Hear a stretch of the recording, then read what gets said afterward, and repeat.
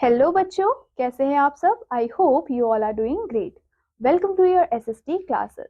तो बच्चों, previous class पे हमने चैप्टर नंबर 16 को बहुत ब्रीफली डिस्कस किया था and in today's class we will be discussing our next chapter which is chapter number 17। और बच्चों, चैप्टर नंबर 17 में हम पढ़ने वाले हैं द फर्स्ट फ्रीडम स्ट्रगल कि फ्रीडम के टाइम पे कौन कौन से हमारे फ्रीडम फाइटर्स थे, उन्होंने कैसे कैसे स्ट्रगल करके हमें इंडिपेंडेंस दिलवाया। हम इस चैप्टर में उस बारे में डिस्कस करेंगे। तो बच्चों, जब हम इस चैप्टर को डिस्कस करेंगे तो उसका कुछ लेसन इनपुट भी होगा जिसको हम देख लेते हैं। Our country India is one of the oldest living civilisations in the world. अगर हम इंडिया की बात करते हैं तो वो हमारा ओल्डेस्ट लिविंग सिविलाइजेशंस है पूरे वर्ल्ड में। It flourished, prospered and progressed in the times when other existing civilizations faded away। जिस टाइम पे बाकी कंट्रीज की civilizations क्या हो रही थी, फेड अवे हो रही थी, लेकिन हमारा इंडिया एक ऐसा कंट्री था जिसकी civilizations बहुत अच्छे से हो रही थी। At that time India was called the golden bird. और उस टाइम पे हम इंडिया को क्या बोलते थे बच्चों, सोने की चिड़िया या फिर गोल्डन बर्ड के नाम से भी जानते थे। And people from far and near came to India for businesses. और लोग बहुत ही दूर दूर से इंडिया में आते थे अपने बिजनेसेस को स्टैब्लिश करने के लिए। Now coming to the chapter interactive, the lady was the new queen of India after the first war of independence, and the men was the last Mughal empire. Identify and write their names in the given space. Now यहाँ पे बच्चों आपको दो pictures given है जिसमें आपको देख के बताना है कि ये दोनों पिक्चर्स किसकी है। तो बच्चों, जब आप फर्स्ट पिक्चर की तरफ देखोगे तो first picture is of queen Victoria and the second picture is of Bahadur Shah Zafar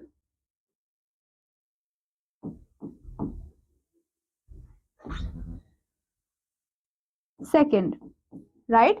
Now बच्चों, let's move forward to the chapter. In 15th and 16th century, अगर हम 15th और 16th सेंचुरी की बात करते हैं तो बच्चों जितने भी हमारे पोर्चुगीज थे उन्होंने क्या किया था, उन्होंने सेटअप किया था ट्रेडिंग और बिजनेसेस को सेंटर्स इन कैनानोर जो कि हमारा केरला में स्थित है। Soon the Dutch and the French and the British traders followed the Portuguese। और धीरे धीरे क्या हुए बच्चों, पोर्चुगीज को फॉलो करते हुए हमारे पास डच, फ्रेंच और ब्रिटिश ट्रेडर्स भी आने लग गए और उन्होंने सेटअप किए अपने ट्रेडिंग किसको, ट्रेडिंग सेंटर्स को हमारे इंडिया में। To gain supremacy and obtain profits, उनको क्या चाहिए था, सुप्रीमेसी चाहिए थी और प्रॉफिट्स को ऑब्टेन करना था। तो वो क्या करने लग गए, वो दोनों एक दूसरे के साथ लड़ने लग गए। In this battle the British defeated the other trading. और यहाँ पे जो ब्रिटिश थे उन्होंने हराया अदर ट्रेडिंग्स को, अदर ट्रेडिंग कंपनीज को, और उन्होंने अक्वायर कर लिया complete control over the trade in India.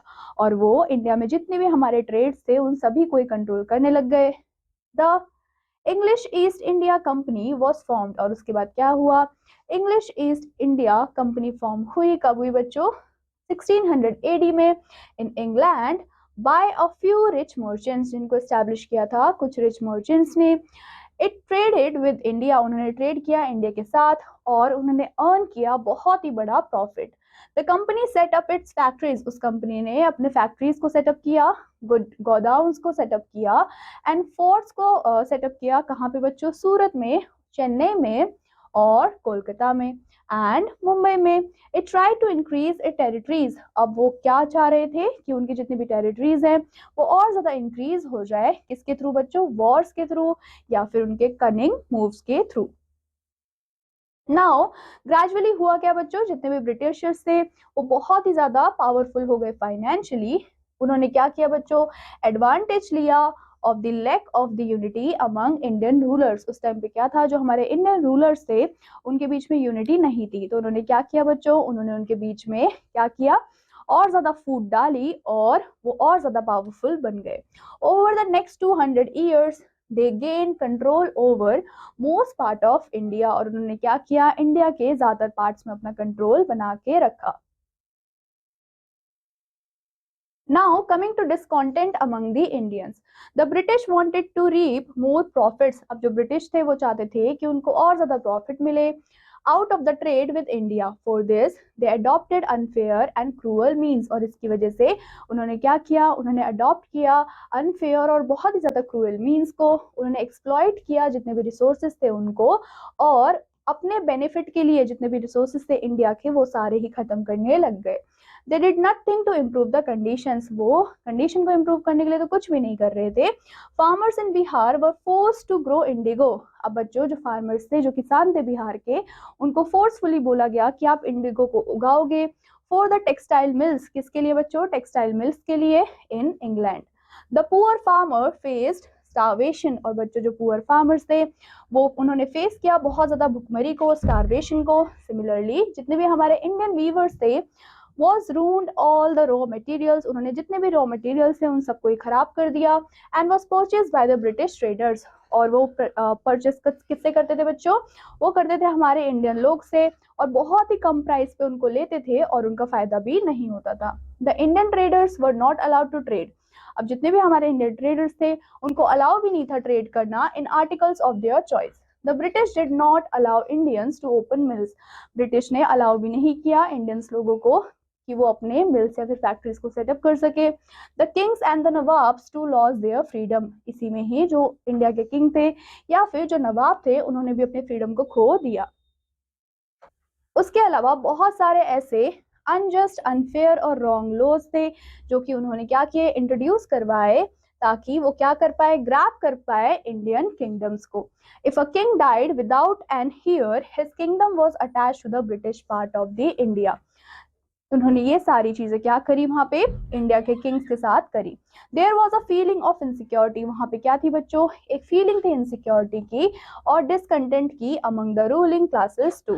During the British rule the officers of the company received huge salaries, जितने भी ऑफिसर्स थे उन सभी को ही बहुत ज्यादा सैलरी दी जाती थी। While the Indians were engage for पेटी जॉब्स ओनली, लेकिन जो इंडियंस थे उनको कैसी जॉब दी जाती थी बच्चों, जहाँ पे सैलरी जो थी वो बहुत ही कम होती थी, ना के बराबर।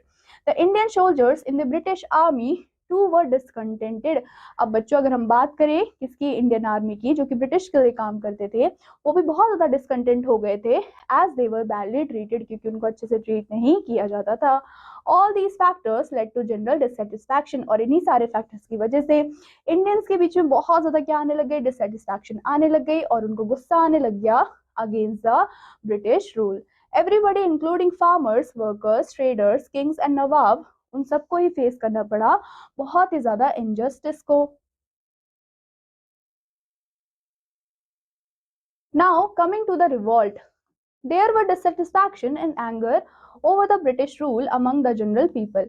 नाउ यहाँ पे क्या था बच्चों, बहुत ज्यादा डिससेटिस्फैक्शन हमें देखने को मिला इंडियन लोगों के अंदर, क्योंकि जो ब्रिटिश के रूल्स थे वो क्या थे बच्चों, अगर एक तरीके से देखा जाए तो इंडियन के अगेंस्ट उन्होंने रूल्स बनाए हुए थे। There were many uprisings in various parts of the country prior to 1857, but those uprisings lacked unity, लेकिन वहाँ पे बिल्कुल भी यूनिटी नहीं थी। द रिवॉल्ट ऑफ 1857 की अगर हम बात करें, ये बहुत ही ज्यादा इंपॉर्टेंट लैंडमार्क था in our struggle for the freedom. It was the first war for independence, और बच्चों जो हमारा क्या था, जो हमारा रिवॉल्ट था वो हमारा फर्स्ट वॉर था इंडिपेंडेंस के लिए या फिर आजादी के लिए। The Indian soldiers recruited in the British army, जितने भी इंडियन सोल्जर्स थे उनको रिक्रूट किया जाता था ब्रिटिश आर्मी में, जो कि हमारा मेरठ में स्टार्ट हुआ था, और यहीं से हमारा रिवॉल्ट भी स्टार्ट हुआ। Mangal Pandey ignited the revolt, जो हमारे मंगल पांडे जी थे उन्होंने क्या किया, उन्होंने इग्नाइट किया इस रिवॉल्ट को। As said earlier the Indian soldiers were treated badly, लेकिन जो इंडियन सोल्जर्स थे उनको बहुत ही बैडली ट्रीट किया जाता था। They were not given higher positions in the army, और उनको आर्मी में हायर पोजीशंस भी नहीं दी जाती थी। The immediate cause of the revolt by the Indian soldiers in 1857 was cartridge accidents. अब बच्चों जो रिवॉल्ट स्टार्ट होने का सबसे पहला रीजन था वो क्या था, वो हमारा कार्ट्रिज इंसिडेंट था। A new rifle the Enfield was introduce, और उस टाइम पे एक नई राइफल और एक नई इनफील्ड भी इंट्रोड्यूस करवाई गई थी। The cartridge of this rifle were suppose to be greased. अब इस टाइम पे ये जो हमारे राइफल्स हुआ करते थे उनको ग्रीस करने की जरूरत पड़ती थी फैट के साथ। The rumor spread among the soldiers, एक जो रूमर था वो स्प्रेड हुआ किसके बीच में बच्चों, सोल्जर्स के बीच में, that fat of cows and pigs were used in the cartridges. उन्होंने क्या रूमर फैलाया कि फैट जो वो यूज कि फैट जो वो यूज कर रहे हैं वो काउज और पिग से मिलके बना है। The Hindus as well as the Muslim soldiers were offended. अब बच्चों जितने भी वहां पे हिंदू सोल्जर्स थे, जितने भी मुस्लिम सोल्जर्स थे, वो दोनों ही क्या हो गए, वो दोनों ही ऑफेंड हो गए बहुत ज्यादा। The soldiers refuse to use the cartridge. अब बच्चों सोल्जर्स ने क्या बोला कि हम इन राइफल्स को यूज नहीं करेंगे, हम इन कार्ट्रिजेस को यूज नहीं करेंगे। Some soldiers shot down their officers. अब कुछ सोल्जर्स ने क्या किया, वहीं पे गोली मार दी अपने ऑफिसर्स को, एंड वो तोड़ने लग गए प्रिजन्स को, एंड उसके बाद वो बाहर कहाँ आ गए बच्चों, अपने फेलोज के साथ फ्री सेट हो चुके थे। The revolt was sparkled off in the Meerut, it is soon spread to other part. धीरे धीरे ये क्या होने लग गया बच्चों, ये जो रिवॉल्ट है वो अदर पार्ट ऑफ इंडिया में भी फैलने लग गया, जैसे कि northern and central India. Almost all the sections of the Indian society join the revolt. अगर हम देखें तो जितने भी हमारे क्या थे सेक्शंस थे इंडियन सोसाइटी के, उन सभी ने ही ज्वाइन किया इस रिवॉल्ट को। The last Mughal empire Bahadur Shah Zafar was declared as the leader. और उनके लीडर कौन बने बच्चों, हमारे बहादुर शाह जफर जी बने। नाना साहेब एट कानपुर, उसके अलावा तनीता तोप इन बुंदेलखंड, रानी लक्ष्मीबाई इन Jhansi and Begum Hazrat Mahal in Awadh lead the struggle. इन सब ने क्या किया बच्चों, इन सारे ही रिवॉल्ट को लेड किया इन देयर रिस्पेक्टिव एरियाज, अपने अपने रिस्पेक्टिव एरियाज में। उसके बाद आता है बच्चों displaced people.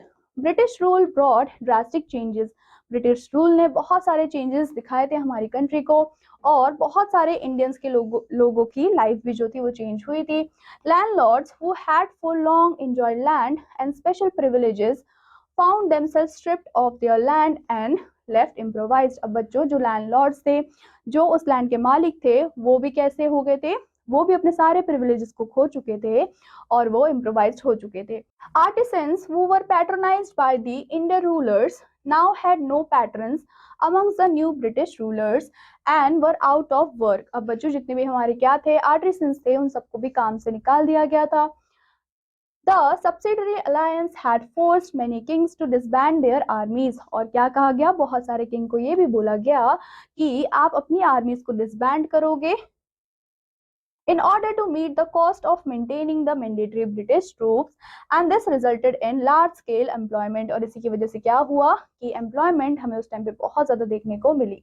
These displaced people become major enemies। और बच्चों जिनको नौकरी से निकाला गया या फिर जितने भी हमारे displaced people थे, वो बहुत ही ज्यादा major enemies बन गए थे किसके बच्चों, ब्रिटिश रूल के in India।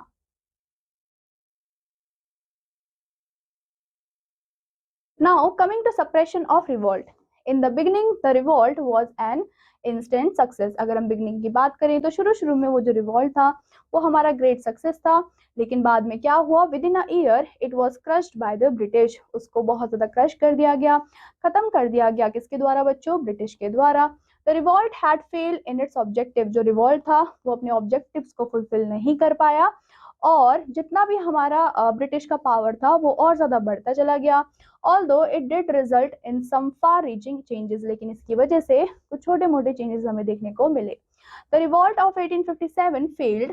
फेल क्यों हुआ था बच्चों, because it suffered from weak leadership, क्योंकि वहां पे लीडरशिप अच्छी नहीं थी, लीडरशिप बहुत ज्यादा वीक थी, और उसी की वजह से जो हमारा रिवॉल्ट था 1857 का वो फेल हुआ था। एंड वॉज हार्डली ऑर्गेनाइज्ड, वो इतना ज्यादा ऑर्गेनाइज भी नहीं था।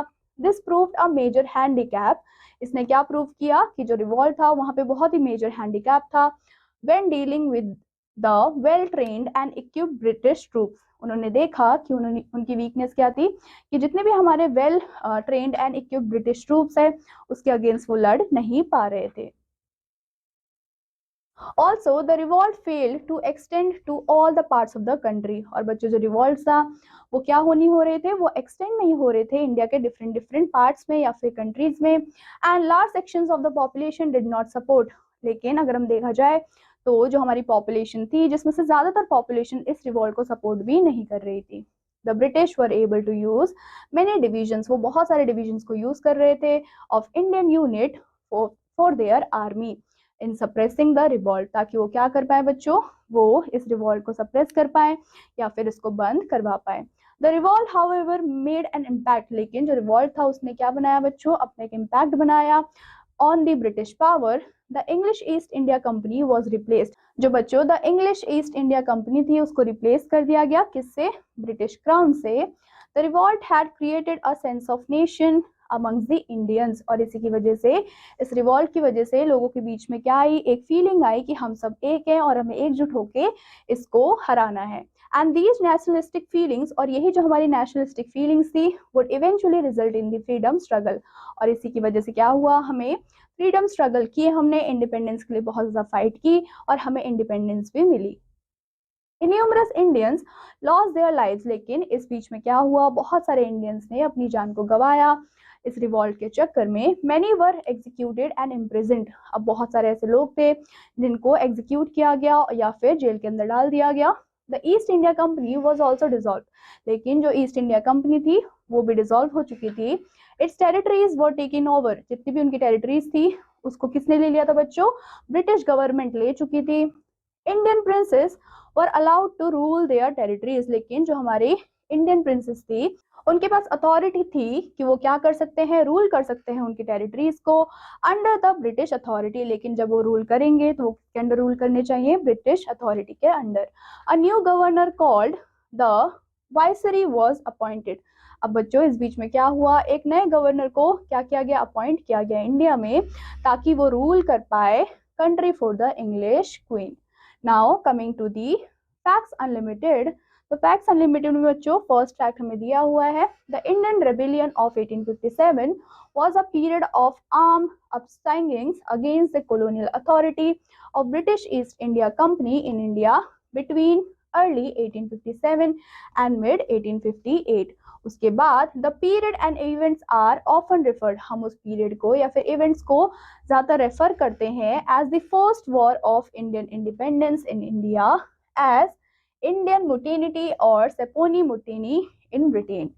These uprisings were mainly concentrated, ये जो uprisings थे ये क्या थे बच्चों, mainly concentrated थे हमारे नॉर्थ सेंट्रल इंडिया में with some outbreaks elsewhere.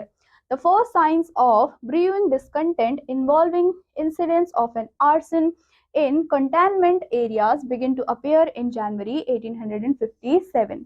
Then आता है, much has been written about the revolt, but what the first Prime Minister of India, Pandit Jawaharlal Nehru, rightly pointed out, the discovery of India holds true even today. What the Indians think about it seldom find its way to the printed pages. The Indian printed version in 1857 was prescribed. तो उस time पे क्या हुआ बच्चों, एक book लिखी गई जिसका नाम था डिस्कवरी ऑफ इंडिया, जिसमें कि पंडित जवाहरलाल नेहरू जी ने क्या बोला कि जितनी भी फ्रीडम हुई थी, जितने भी फ्रीडम फाइटर्स के लिए हमने फाइट किया था, उन सभी का ही क्या है, बहुत ही बड़ी बिब्लियोग्राफी यहाँ पे लिखी हुई है। कमिंग टू लेसन एको, लेसन एको में हमें क्या बोला गया है, the East India company was formed, कब फॉर्म हुई थी, 1600 AD में। जितने भी हमारे ब्रिटिश थे उन्होंने एक्सप्लॉइट किया था रिसोर्सेज को जो कि इंडिया से बिलोंग करते थे अपने बेनिफिट के लिए। जितने भी हमारे सोल्जर्स थे उन्होंने रिफ्यूज किया कि वो किसका यूज नहीं करेंगे बच्चों, कार्ट्रिजेस का यूज नहीं करेंगे। So बच्चों, that is all about this chapter. I hope आपको ये चैप्टर समझ आया होगा. I will meet you in your next class. Till then, take care and bye bye.